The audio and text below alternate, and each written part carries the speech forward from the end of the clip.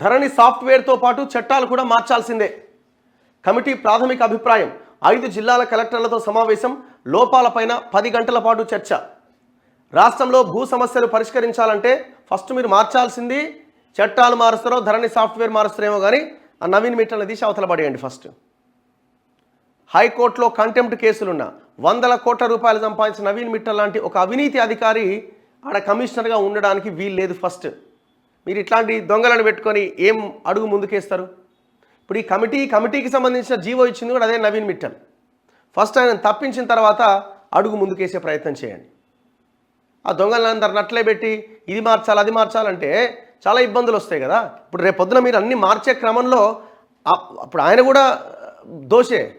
ఎందుకంటే పెద్ద ఎత్తున భూములు, వ్యవహారాలు, డబ్బులు వీటికి సంబంధించిన అవినీతి ఆరోపణలు ఎదుర్కొంటున్నాడు. మరి ఎట్లా మీరు ఆయన మీద చర్యలు తీసుకోగలుగుతారు?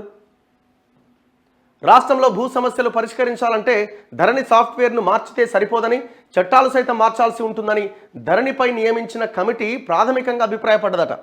కమిటీ బుధవారం సచివాలయంలో సిద్దిపేట, రంగారెడ్డి, నిజామాబాద్, వరంగల్, ఖమ్మం జిల్లాల కలెక్టర్లతో సమావేశమైంది.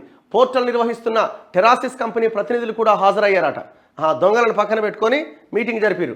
గత ప్రభుత్వం పాత ఆర్ఓఆర్ చట్టానికి 2020లో సవరణ చేసి కొత్త చట్టంతో పాటు ధరణి పోర్టల్ తీసుకురాగా దీనికి సంబంధించిన సవరణలకు మార్గదర్శకాలు, చట్టబద్ధత లేకపోవడంపై ధరణి కమిటీ సభ్యులు ప్రశ్నలు అడిగారు.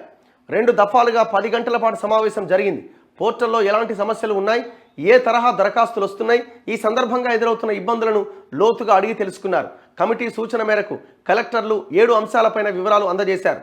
ధరణి సాఫ్ట్వేర్కు సంబంధించి మాడ్యూల్స్ ఎలా పనిచేస్తున్నాయి, దరఖాస్తు నుంచి పరిష్కారం వరకు ఏ దశల్లో సాఫ్ట్వేర్ ఎలా పనిచేస్తోంది, ఈ క్రమంలో ఏమైనా ఇబ్బందులు తలెత్తుతున్నాయా, ఈ అంశాలపైన కంపెనీ ప్రతినిధుల నుంచి వివరాలు అడిగి తెలుసుకున్నారు. ఇప్పుడు మనం దీన్ని ఎట్లా చూడాలా? ఇప్పుడు యాక్చువల్గా ఈ కంపెనీ టెరాసిస్ అనే కంపెనీ, కేటీఆర్ బినామీ కంపెనీ, ఆ టెరాసిస్లో ఉన్న వాటా వాడు శ్రీధర్ గాదిరాజు, ఈ క్వాంటిల్, ఇవన్నీ మనం మాట్లాడినాం గతంలో. ఆల్రెడీ వాళ్ళు దొంగలని తేలిపోయింది. ఏ మాడ్యూల్లో ఏ సమస్య ఉందో మీకు అందరికీ తెలిసిన విషయమే. మరి వాళ్ళని పక్కన కూర్చోబెట్టుకొని ఈ రివ్యూ చేయాల్సిన అవసరం ఉందా అన్నది ఒకటి. రెండోది, వాళ్ళు వినిపించేది ఎట్లుంటుందంటే మరి ఫస్ట్ మాట్లాడాలి కదా. వాళ్ళ దగ్గర నుంచి కూడా ఇన్ఫర్మేషన్ మనం తీసుకోవాలి కదా.